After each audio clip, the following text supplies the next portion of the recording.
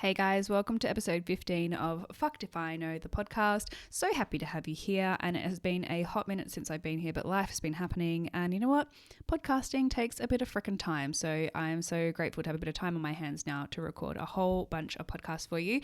But I just wanted to say, if you love the podcast, you're vibing it, you're enjoying it, and you would love to support me, I would be endlessly thankful if you popped over on iTunes to shoot me a little review. If you don't have iTunes, what are you doing with your life? No, just kidding. If you don't have iTunes and you can't leave a review, even just a share on your stories with your favorite podcast or your biggest takeaway from any of the episodes you listen always means so much to me. And being able to share this podcast far and wide is always I'm really thankful for it. So I just wanted to share one beautiful review I've had recently from Ash Sutherland, which she says, "This is unreal. Gabby just tells you how it is. No nonsense ways to change your life and get empowered. Her approach to manifestation is so inspiring, and I'm always waiting for the next episode to drop. You have to get in on this podcast." Thank you so much, Ash. Absolutely thankful and fucking grateful for that beautiful review. So thank you endlessly. So let us dive straight into this week's topic, which is all about joy and fun and play, and probably something that you didn't think was a really huge part of manifesting, you know? So we know we've got this process of the thought and the feeling and the action and, you know, the result and the celebration and all of those things. But something that I think we forget about often with manifesting is actually to release our attachment to it and just soak into the feelings of joy and play and fun. And when it comes to manifesting, it's all about basically putting out the energy that we want to receive back. So say you're wanting to manifest a new car or apartment or relationship or whatever it is, and you're sitting there just like desperate for it. You're like, I want the beach house, I want the dream partner, I want the best job in the world. It's actually not a high vibe energy that you're putting out there. It's actually really low vibrational. It's a desperation energy, and it's and it's frustrating because we all fall in there. I fall in it all the fucking time of just sitting in this, I wish I had it. And the thing is, when it comes to the universe and working with energy, it reciprocates energy. So if you're sending out desperation and low vibes, that's basically what you're going to get back. So what we really want to do is focus on, yes, the thoughts and the feelings and taking the actionable steps towards our manifestations, but also relinquishing control and just trusting that the best possible outcome will happen for you. So there's no point in sitting here and worrying about it. In fact, your only priority after you've put your manifestation out in the world is to go out and seek joy. And if we just focus solely on the one manifestation, like this must be the thing, we close our doors or we put blinkers on so that we can't see any of the other opportunities and doors that are open around us. So it actually is really doesn't really help us, to be honest. We're super hyper focused on one thing.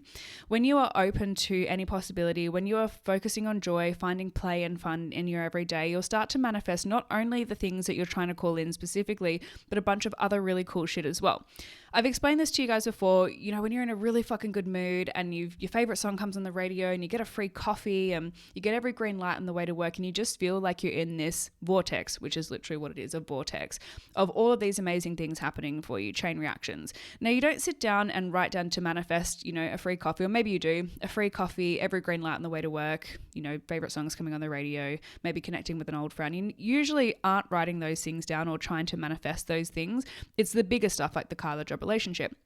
But it's all of these little micro things that happen in the day that continue to build on our trust and our relationship with the universe. So when you start to receive gifts out of the blue or free things or discounts or connecting with old people, getting interviews for jobs and all that, you start to believe in your ability to manifest. So this is a really powerful thing, right? Because the whole thing for me is not when I see it, I'll believe it, but when I believe it, I will see it. And it's so fucking true. Like when you actually start to believe in the possibility of these things happening for you, that's when they actually come to fruition, because the universe matches that energy of your belief rather than, oh, it's never going to come, it's never going to be here. And it's just going to keep magnifying that feeling. So when we're having fun, playing, enjoying life, we start to manifest all these things that we never actually asked for and all these really beautiful, wonderful things. Our trust builds with the universe, our faith builds in our ability to manifest, and then we can actually start manifesting some of the biggest stuff. So we want to match that vibrational frequency. So for example, a really one that's kind of happened for us recently is this desire to manifest a house. So we have been looking for a house for a couple of months, and really not a long time in the grand scheme of things, but being somebody who's manifested for pretty much their whole entire fucking life, whether I knew I was actually consciously doing it or not, but I feel like I've been manifesting for a really long time. it felt like quite a stretch and some time to try and find this house. And we looked at house upon house and just couldn't find what we wanted. And I was really hell-bent on wanting a garden or outdoor space, which is very hard to find in the UK, just an FYI, with lots of natural light in the house, 2 bedrooms in the current area suburb that we live in. And I was starting to think, oh, fuck, maybe I'm too focused, maybe I'm picking too many things. I'm being too picky. But I thought, you know what? No, I really want outdoor space. I really want natural light. So I'm just going to trust in the universe and kind of relinquish the control over this. My partner, who's not really into the manifesting, but, a couple of things have happened and he's starting to think, maybe there's something to this. But it was also really hell-bent on just getting this property and buying a house this year. So there was a lot of desperation energy coming from both of us, this stress and just hyper focusing on trying to find something. So I realized that we were out of alignment energetically. We were not going to call in our house when we were so stressed about trying to find it. So I thought, you know what, fuck this. Relinquish the control. We live in a beautiful property already. We have the luxury of time on our hands. We don't need hands.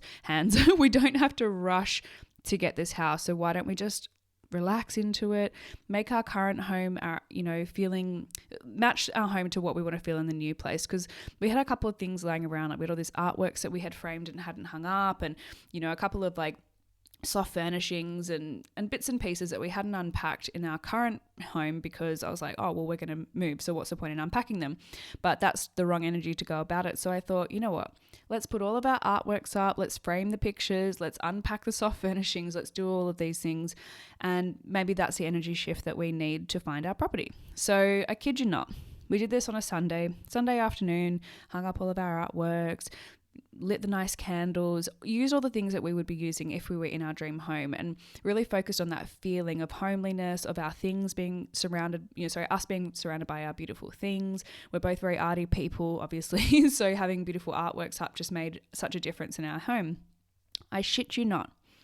The next morning, we're having a look on like real estate and we find a property 5 minutes from our current house with a garden, with natural light, 2 bedrooms, and the number of the house was an angel number as well, 88. And I thought, holy shit, this is it. So the property went online on the Monday. We went and viewed it on the Wednesday. I walked in and I just knew that this place was for us. I started tearing up when I was in there, and I hadn't had that experience at any other property. And I thought, this is our house. This is where we're meant to be. We put an offer in on the Thursday, and then the Thursday afternoon, so Thursday morning we put the offer in, Thursday afternoon we got the house, and we're just waiting to get our keys now. So I don't want to shoot ourselves in the foot and say we're 100% have it, but the sold sign is up, guys, so I'm pretty sure we've got the fucking house. And it was just such a seamless process. It all just came together so easily when we stopped focusing on the specific desire, of the house, and it has to be this, and kind of relinquished control a little bit about trying to desperately find it, and brought the energy into our home that we currently live in as to what we wanted to manifest in the new home. That's when everything fell into alignment and our place was waiting for us. So this is just an example of when you are trying to manifest something like a job or a relationship or just anything. Actually, the more you focus on it, when it starts to feel like desperate energy or energy, draining energy, that's the opposite of what you want. So it's not going to attract in what you want into your life. So you have to kind of start focusing on what you've already got. The universe, I'm going to keep saying this, but the universe reciprocates energy. So if you're focusing on all the things that you don't have and the lack in your life, it's only going to magnify that. You're going to become more aware of all the areas that you're lacking. Maybe you don't have the ideal relationship or one at all. Or your job is shit. Your car's a piece of crap. You don't have a business, blah, blah, blah. And it's so easy to fall in these pity holes, essentially, focusing on what you don't have. But if you start to change your attention, change your focus on the things that you do have, you're going to notice your manifestations happen a lot fucking quicker. So back to kind of the whole essence of this podcast is around joy and how we seek joy. And this can be such a loaded kind of thing, how the fuck do I seek joy, Gabby? What is joy? When you really sit down and ask yourself, how do I have fun? It can be quite an overwhelming question, and this overwhelmed me as well. But I want you to just come back to the bare ass minimum of things that make you feel lighter, things that make you feel happy. Maybe it's going out for a walk with your dogs. Maybe it is picking up the phone and calling a good friend. Maybe it's having fresh flowers in your home. Things for me include belting out Disney karaoke in my car by myself or with my partner, much to his dismay. I'm not sure if he loves the Disney karaoke in the car. But that's a huge one for me, and that always shifts energy. Dancing and moving my body, getting my hair washed and blow dried, or even just doing it myself and really connecting with that. Lighting my nice candles, having a cuddle on the couch, binge watching Game of Thrones, which is my new fucking favorite thing. No spoilers, please. And just really focusing on the bare ass minimum stuff that brings you joy. And you'll start to remember some bigger things. Maybe you're really into crafts, or maybe you really like music, like, playing an instrument or learning or fucking whatever. Everyone's so different. But I just want you to focus on the bare ass minimum of things that bring you joy and start to chase that every single day. Like your new priority is to wake up every morning and go, how can I find a little bit of joy in my day today? And something that's really also helped me so much with this is the app 1 second a day. So you guys may have seen on my Instagram, I film 1 second a day every single day, and I try and find a bit of magic in my day every single day. And I've been doing this for the last 2 months, and it has had such a huge impact on my mood, on my ability to manifest, and it's, oh my gosh, it's just so fucking powerful. I've noticed such a shift in my perception of my life by finding a little second of every single day that feels special and nice to me, and that process itself brings me a lot of joy. Since doing that, I've had so many other things come to fruition, like getting magazine covers. We had the house come through. I've had ideas drop in for new courses, new clients come through the door, things that felt really stifled and stagnant for a while because I was focusing so much on the lack and forgetting the biggest fucking piece of the puzzle, which is joy and energy, and focusing on high vibrational energy so that I can call that back in. And it may be worthwhile you taking a little moment to reflect on the areas of your life that are not bringing you joy. So maybe it's scrolling mindlessly on your phone for too long. Maybe it's eating like shit. Maybe it's not leaving the fucking house. Maybe you're going out drinking a little bit too much. So if you're finding it hard to figure out what actually brings you joy, I want you to think about what doesn't bring you joy and then do the fucking opposite of that. So really take a hard look at your life and look at where your energy is being drained and where your high vibe energy is being drained, and then do the opposite of that. Like straightforward, just fucking do the opposite of it. Life is too short not to find joy in every day, and life is too short to be miserable. So it's I hope this is like a bit of a kick up the bum for you to get out of pity party and find ways to bring joy in your life, even when shit things are happening. Like, people in our lives pass away, people break up, we get stuck in lockdown, fucked up shit happens to everyone every day, but that does not mean that you're not allowed to find elements of your life that you enjoy, even if it is for just 1 second a day. So if you start to focus your energy on more high vibration, finding joy, following that play energy, you'll start to notice that manifestations happen a shit ton quicker for you. And you'll also just be more observant to opportunities. It's like the white van theory. If I tell you to think about a white van, you'll start to see them everywhere. If you decide to start seeking joy, you'll find more joy in your day. If you decide to focus on all the shit that happens in your life, you'll just start to notice all the shit things that happen in your life. It's just like human fucking brain shit. So that way you can actually seek opportunities. You can tell your brain where you want it to seek opportunities. So you're like, I want to feel joy. I want to find play. I want to feel, high vibe in my life. So we're going to look for those opportunities on a daily basis rather than look for all the shit stuff. So go find some more joy. Go have fun, get off social media, start fucking scrolling, get outside, have some fresh air and drink a cup of water and start to find some joy in your day so that you can start manifesting your big ass dreams into your life today. Oh my God, guys, talk about timing. Just as I was finishing that up, the postman arrived at our house to deliver a package that has been in limbo for like fucking almost a month.